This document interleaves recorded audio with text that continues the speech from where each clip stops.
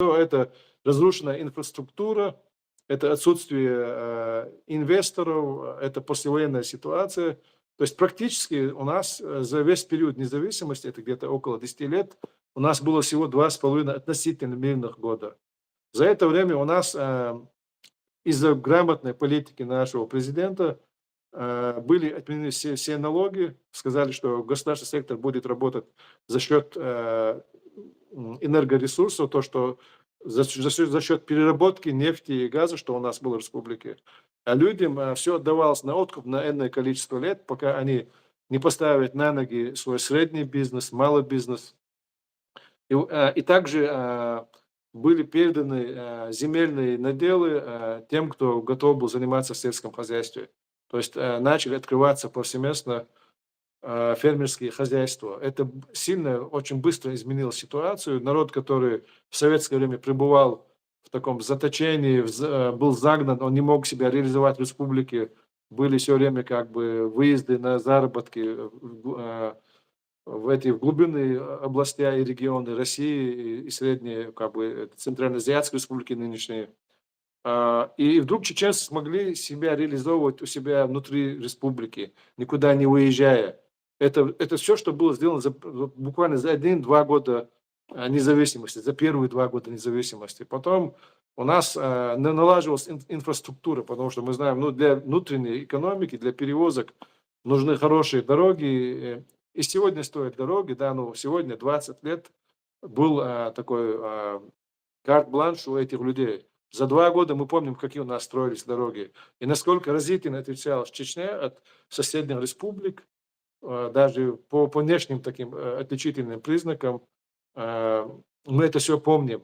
Также мы помним, что соседние республики приезжали в Чечню за товарами, которые они не могли ни купить, ни реализовать у себя дома, так как из-за грамотной налоговой политики наши товары, те же наши чиновники привозили товары тогда, начало 90-х, это мы помним годы, когда был кризис производства, и все завозилось из-за рубежа. И именно в Чечне товары всегда оказывались дешевле. За счет этого вся наличная масса денег из Южного федерального округа, это те регионы, которые в противовес Чечне, в которых выдавались именно заработные платы, и пенсии и пособия, чтобы эти регионы, по примеру Чечни, не захотели отпасть от России.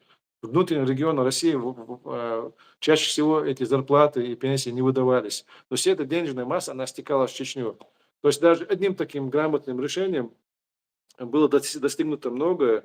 Мы помним в сложные периоды это топливо по талонам, хлеб, раздача, просто бесплатная раздача хлеба. И когда уже хлеб начали просто вывозить в соседние республики, перепродавать, там были предприняты уже другие шаги.